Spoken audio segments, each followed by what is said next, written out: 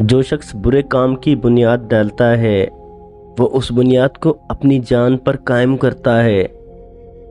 کلام میں نرمی اختیار کرو، لہجے کا اثر الفاظ سے زیادہ ہوتا ہے۔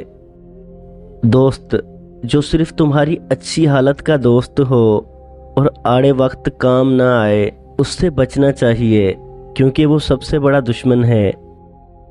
رات کو سوتے وقت دن بھر کے کاموں کو تنقیدی نگاہ سے دیکھا کرو۔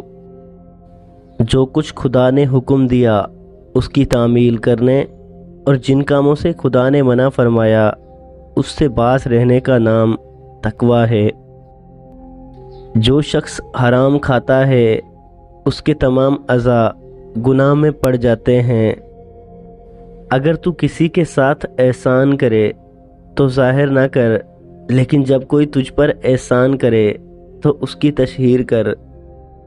غیبت اسے کہتے ہیں کہ کسی شخص کا ذکر اس کی پیٹھ پیچھے اس طرح کیا جائے کہ اگر وہ سنے تو اسے رنج ہو۔